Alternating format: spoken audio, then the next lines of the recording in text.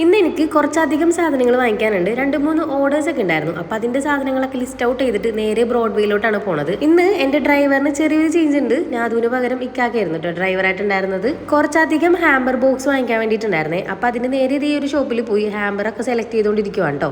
ഹാമ്പറിന്റെ കൂടെ തന്നെ ഒരു പാൻഡൊക്കെ വേണം എന്ന് പറഞ്ഞിട്ടുണ്ടായിരുന്നു. അങ്ങനെ ഒരു ലൈറ്റ് ഒക്കെ കത്തണ പാൻഡ് സെലക്ട് ചെയ്തതിന് ശേഷമുള്ളതായിരുന്നു ഭയങ്കര ടാസ്ക് ആയിട്ട് വന്നത്. കാരണം പാൻഡ് കയറാൻ മാത്രം പാകത്തിന് ഹാമ്പർ ബോക്സ് കിട്ടണം. അങ്ങനെ ഒരു ബോക്സ് കിട്ടിയാൽ തന്നെ കസ്റ്റമർ ചിലപ്പോൾ ആ കളർ ഇഷ്ടാവില്ല. അപ്പോൾ കളർ ചേഞ്ച് ചെയ്തിട്ട് വേറെ ബോക്സ് എടുക്കണം.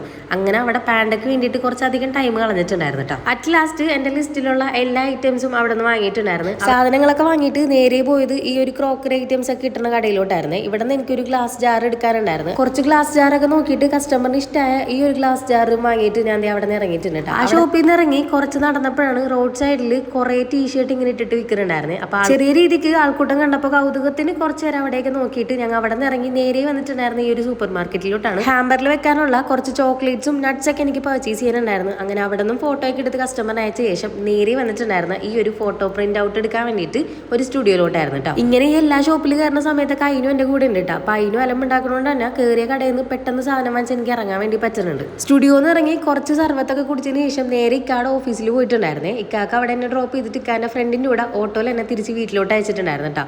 അപ്പോൾ പർച്ചേസ് എല്ലാം കഴിഞ്ഞിട്ടുണ്ട്. സോ നിങ്ങൾക്ക് എൻ്റെ ചാനലും ഇങ്ങനത്തെ വീഡിയോസ് ഒക്കെ ഇഷ്ടമായിട്ടുണ്ടെന്നാണെങ്കിൽ ചാനൽ ഒന്ന് സബ്സ്ക്രൈബ് ചെയ്ത് വെച്ചോളൂ കേട്ടോ.